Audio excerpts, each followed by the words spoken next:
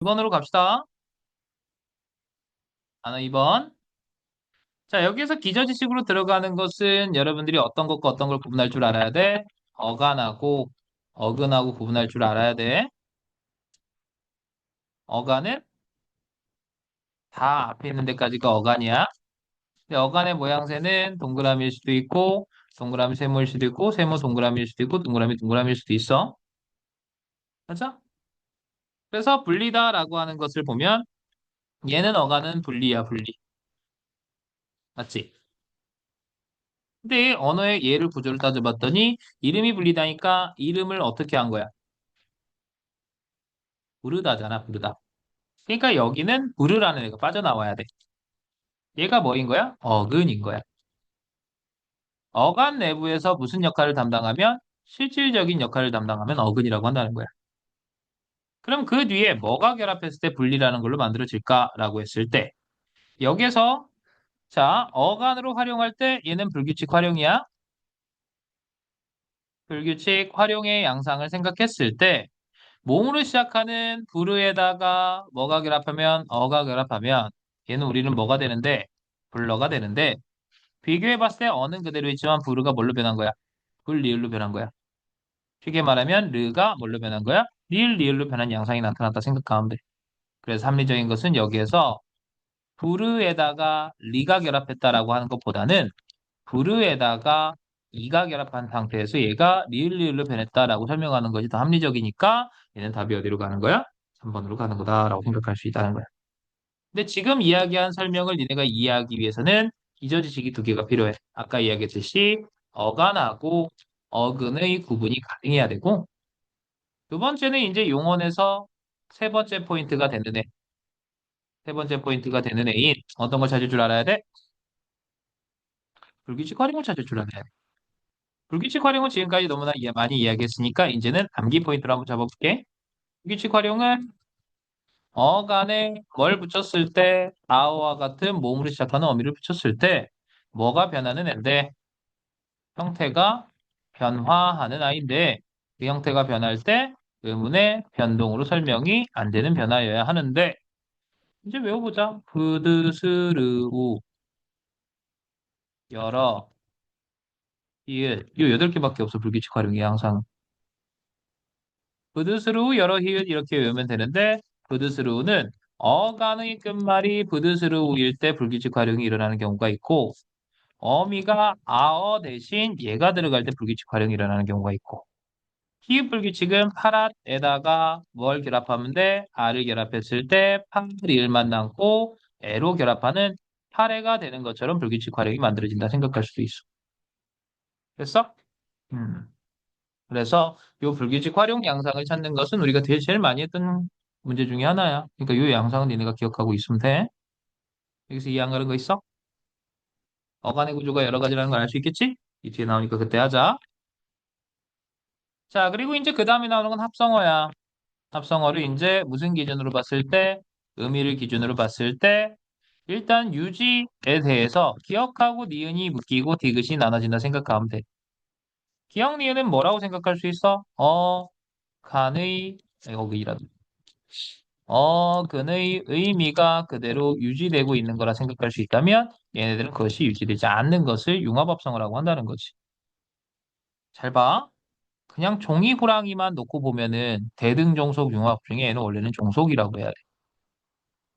호랑이는 호랑인데 종이로 만든 호랑이란 뜻이야. 근데 이 맥락 안으로 들어가니까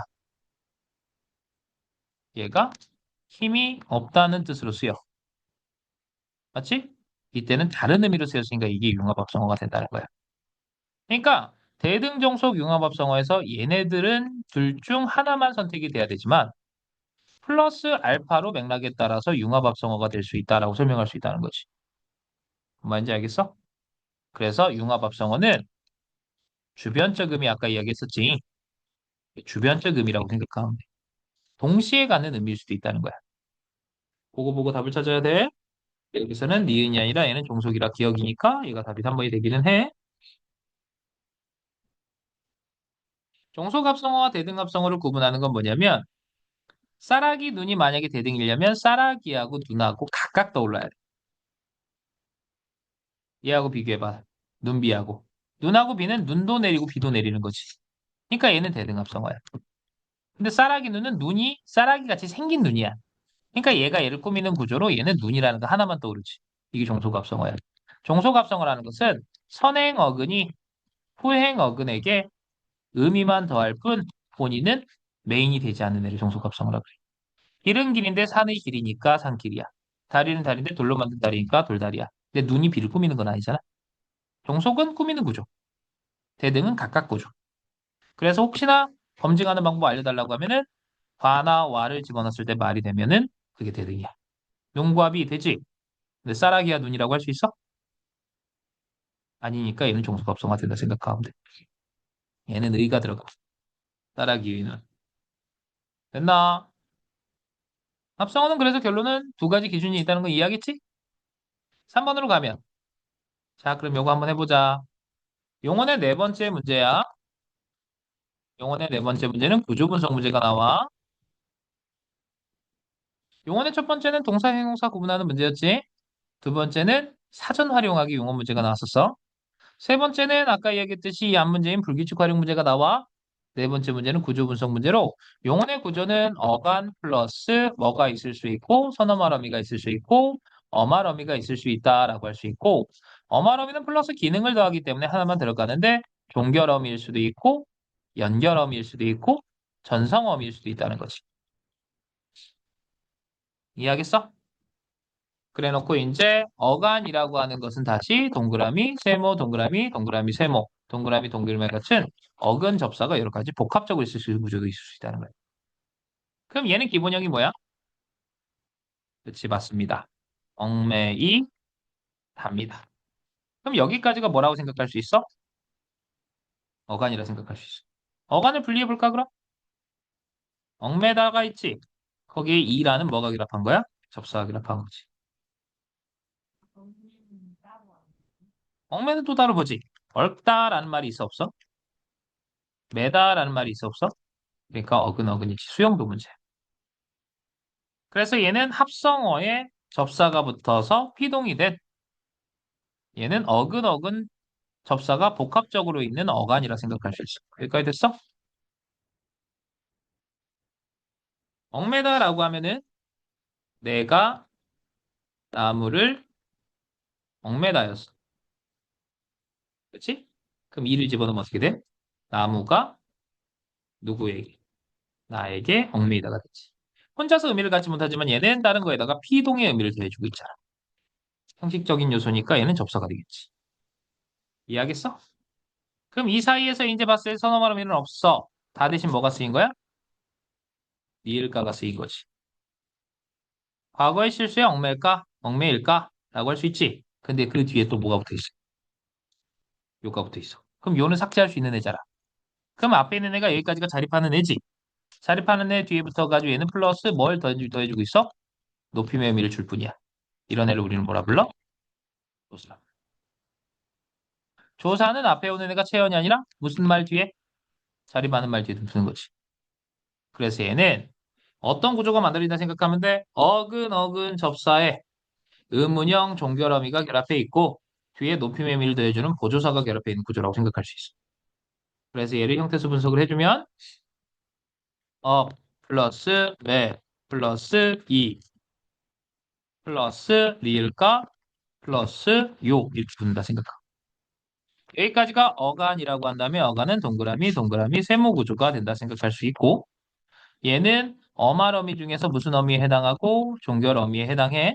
종결 어미 중에 의문을 만들어주니까 의문형 종결 어미에 해당해. 그리고 요는 여기에다가 플러스 높임의 의미를 더해주는 조사인 보조사라고 할 수 있다. 누가 물어보더라? 요는 항상 보조사인가요? 아닐 수도 있어. 또 어디야? 라고 했을 때 집이에요 라고 하면 이 요를 뺄 수 있어? 이때는 에요 자체가 어미야.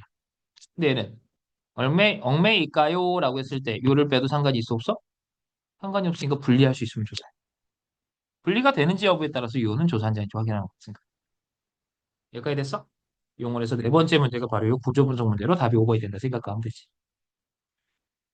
됐나? 5번 폼사의 통용 문제. 자, 품사의 통용은 거기에 나와 있는 말을 토대로 해서 조건을 두 가지를 써보면 1단어여야 해. 1단어여야 해. 맞지? 그러니까 쉽게 말하면 품사가 다르려면 얘는 무슨 어겠어? 한 단어가 다이어일 때만 성립할 수 있는 애야. 이 다른 품사로 사용되는 양상이 나와야지만 통용이라 불러. 품사의 통용은 하나의 단어가 여러 품사로 두루두루 쓰이는 게 품사의 통용이잖아. 여기까지 됐어? 됐니? 근데 얘가 왜 답이 그럼 3번이야? 얘네들은 둘 다 관형사로 쓰이기도 하지만 얘하고 얘가 다이어야 같은 단어야? 얘는 1이잖아. 얘가 1이야? 아니기 때문에 얘는 동음이에요. 동음이어의 소리가 같더라도 하나의 단어가 아니라고 생각해야 돼? 하나 물어보자. 여기서 비교해봐라 얘들아. 비교해봐. 공을 차다라는 말이 있어. 이땐 동사지. 얼음이 차다라는 말이 있어. 이땐 형용사 아니야? 그럼 얘는 품사의 통용일까? 품사의 통용이 안 돼. 왜? 그렇지. 얘네들은 같은 단어가 아니야. 그러니까 얘네들은 무슨 관계에 해당하기 때문에 동음, 이, 의, 어 관계에 해당하기 때문에 한 단어, 두 단어 각각의 단어야. 그러니까 얘는 이때는 통용이라고 하면 되는데 요거 갖다 제일 많이 낚아. 품사의 통용 문제에서. 오케이? 다이어야지 통용이 된다는 말 이해하겠어? 하나의 단어가 여러 품사로 쓰이는 게 통용이야. 동음이어는 각각의 단어잖아. 각각의 단어. 요거 갖다 장난 많이 치니까 알아놔야 돼. 여기서 혹시 품사 헷갈렸던 거 있어? 다 써줄까 얘는? 감탄사, 대명사, 감탄사, 명사, 관형사, 관형사, 명사, 부사, 명사. 이거 요즘 명사지? 앞에 관용어의 수식을 받으니까 그리고 조사 이렇게 말할 수 있어. 이때 의존명사와 조사로 사용되는 애로는 대로도 있고 분도 있어. 얘네들은 앞에 관용어가 오면 의존명사고 앞에 체언이 오면 명사다. 아이고야 조사다라고 설명할 수 있어. 이거 남기하면 좋다 그랬지? 넘어가도 되니? 넘어가? 그렇지. 그 반대도 성립하지. 품사의 통용으로 성립된다라고 하는 것은 동일한 의미인데 여러 품사로 쓰일 일은 없잖아. 그치? 품사의 통용이라는 것 자체가 다이어가 전제가 되기 때문에 만약에 어떤 단어가 통용되고 있으면 걔는 다이어라고 해서 상관없어. 오케이? 그게 제일 어려워. 나는 우리말에서 제일 어려운 이유가 다이어 때문에 어려워. 다이어 때문에 품사의 통용 개념이 나오지. 다이어 때문에 서술의 자릿수가 달라져. 다이어는 하나의 단어가 여러 가지 의미가 있는 건데 이거는 이제 의미가 익숙해져야 돼. 자, 봐. 이거 다리잖아. 다리잖아. 니네 발도 다리잖아. 얘는 같은 뜻이야, 다른 뜻이야? 그치? 우리는 다른 뜻이라고 생각해야 돼. 같은 뜻이라고 하면 안 돼. 왜? 얘는 사람 거고 이거 사물 거잖아. 그러니까 원래는 사람의 다리가 있었을 거 아니야. 근데 이런 물건이 만들어졌어. 이 가치는 얘가 생겼어. 이거 뭐라 부르지? 사람의 다리하고 비슷하니까 얘도 그냥 다리라고 부르자. 그럼 다리에다가 사진에다가 하나를 더 추가하는 거야. 1. 사람 인체 부위에서 사람을 지탱하는 아랫부분이야. 2.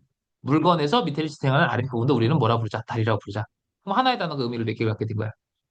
그게 다이어야. 다이어는 계속해서 추가될 수 있어. 그렇지? 그러다가 이제 안경이 만드는데 안경 여기 이제 뭐라고 부를까? 치는 거잖아 이렇게 보면. 그렇지? 얘도 안경다리라고 부르는 거야. 그렇지? 그러니까 이것처럼 다이어는 계속해서 의미가 추가되기 때문에 나중에 익숙해져야 돼. 지금 익숙하기 힘들어. 그러니까 그거는 의미적 연관성이라는 말이 익숙해져야 돼. 사람의 다리와 얘는 지탱하다라는 의미적 연관성이 있잖아. 그러니까 하나의 단어가 여러 가지 의미를 갖다 생각하면 돼. 그리고 아까 이야기했던 밝다라고 하는 것은 동사일 때도 있고 형용사일 때도 있지. 그치? 얘는 빛이라는 의미를 갖고 있잖아. 이 내포된 의미에서 얘는 뭐야? 변화되는 과정이라고 생각할 수 있고 얘는 현 상태를 의미한다 생각할 수 있어. 근데 의미가 중첩되는 애가 있잖아. 그럼 하나의 의미가 여러 가지 의미를 갖고 있는 다이어라 할 수 있다는 거야. 근데 어떤 의미로 쓰이냐에 따라서 뭐가 달라질 수도 있고, 품사가 달라질 수도 있고, 어떤 의미로 쓰이냐에 따라서 소리의 자릿수가 달라질 수 있다는 거지. 됐어? 이건 사전 많이 보면 해결될 문제인데, 지금 우리가 사전 볼 시간은 없어. 일단 구조부터 다 잡아놓고 하면 되니까, 지금.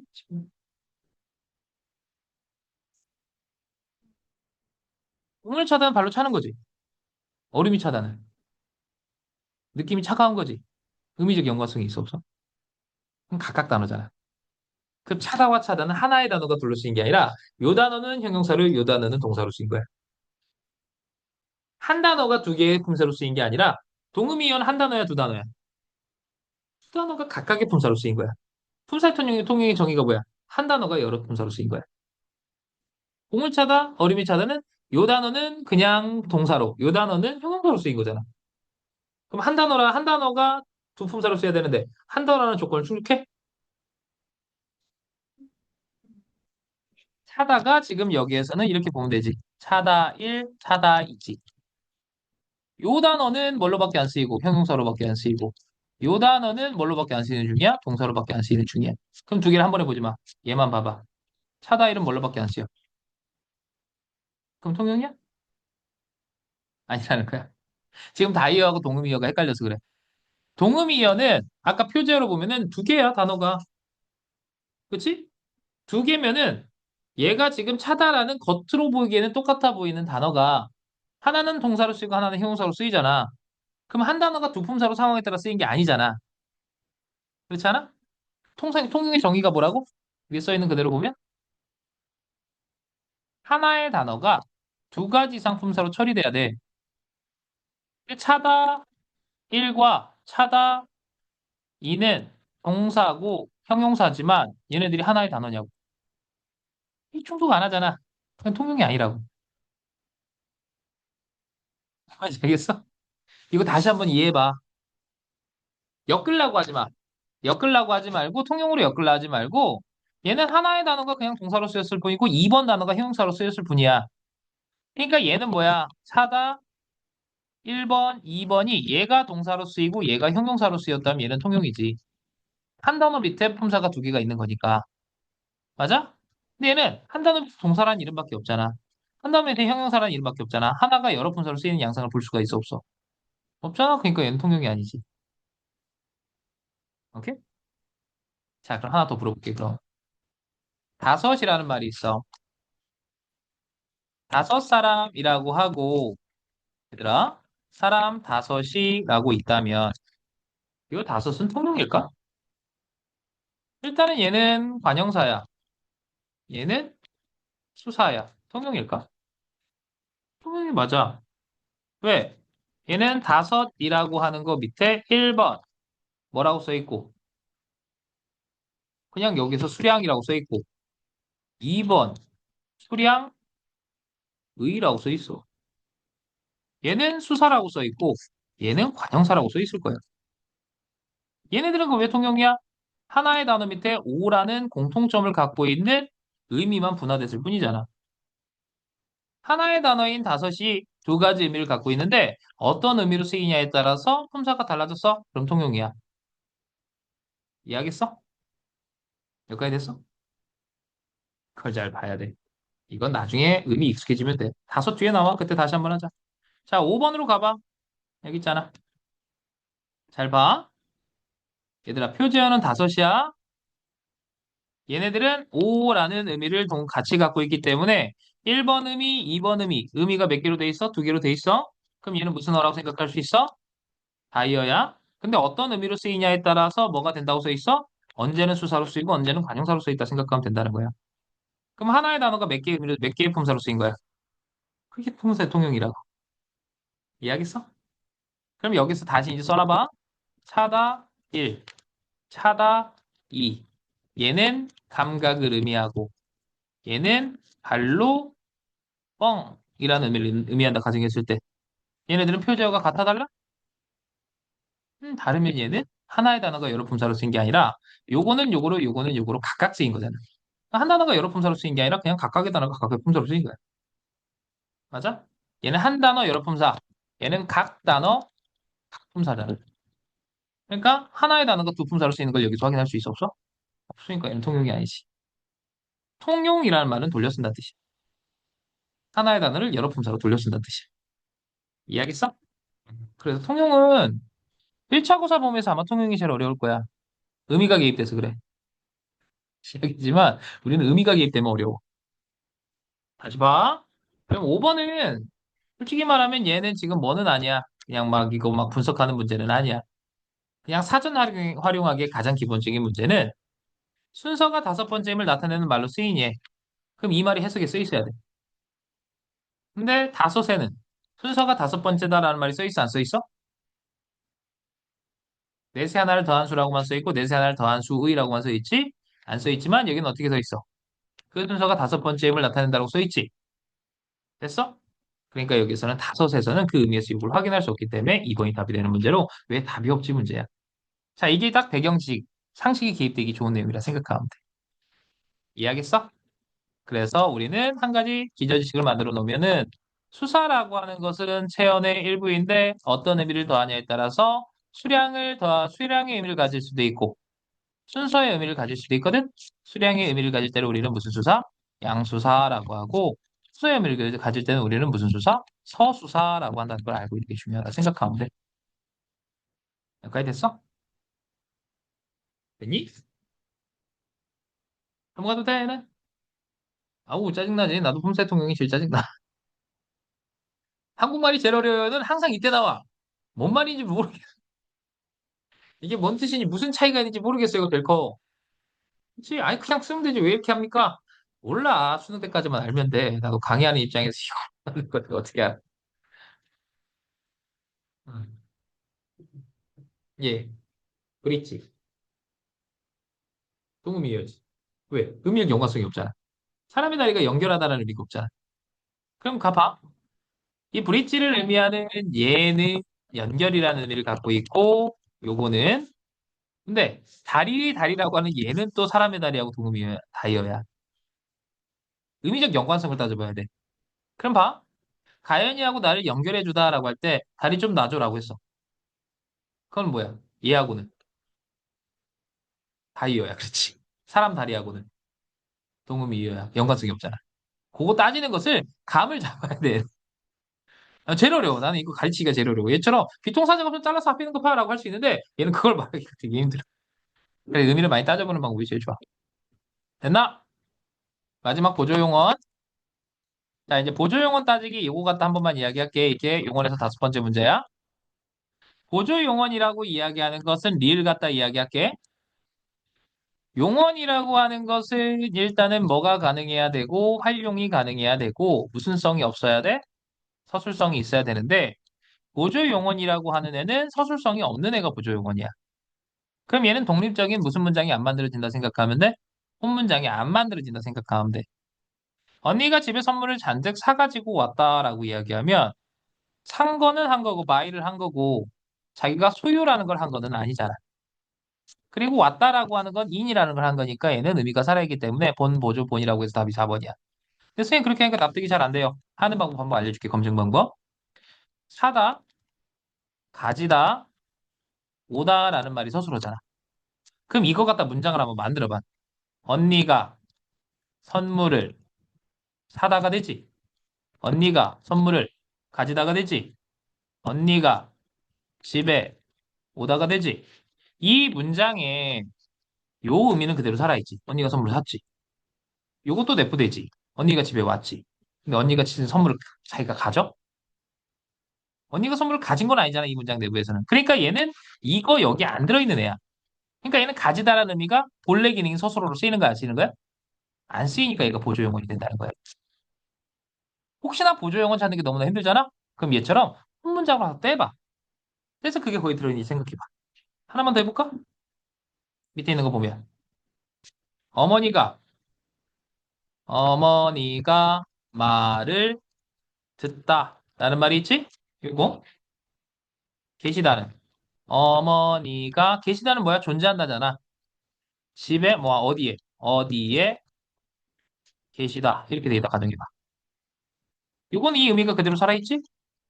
여기서 말하는 계시다가 어머니가 어디에 존재하다는 의미를 나타내기 위해서 사용한 거야? 그거 아니잖아. 그러니까 부정어이라. 맞아? 보조용언 찾기는 그냥 여기에서 지우고 생각하는 게 아니야. 그냥 얘를 따로 떼보는 거야. 차가다 식어가다 라고 써 있어. 차가 식다. 말이 되지. 그치? 차가 가? 가는 거 아니잖아. 내가 가? 여기 내가 이동한다는 의미가 있어? 없잖아. 그러니까 이런 보조용언이라는 거야. 근데 이것을 마시다. 마셨지? 가라. 네가 가라. 라는 의미 그대로 살아있지? 본용어이 된다는 거야. 이때 얘는 이어진 문장이 된다 생각하면 된다.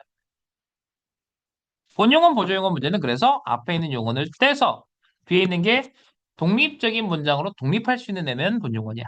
그게 안 되면 보조용어이라 생각하면 돼. 그래서 검증하는 가장 간단한 방법은 이것을 서술어로 하는 문장을 만들어 놓고 그 의미가 그 속에 들어있는지 확인했을 때 얘처럼 안 들어있는 이런 게 보조용어이 된다. 라고 생각하면 얘네들이 다 보조용어이라 생각하면 된다. 맞아? 됐어? 그래서 용어는 총 이렇게 5개가 나오고. 실제 내신에서 이제 만약에 20문비 들어가면은 용어 문제만 한 10문제 나와.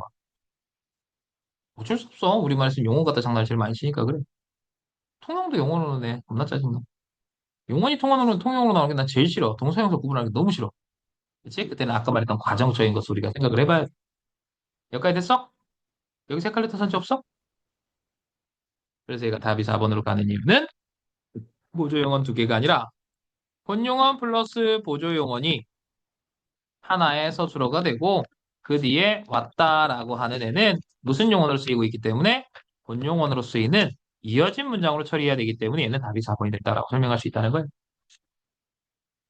알겠니? 자, 여기까지가 단어 파트까지. 됐니?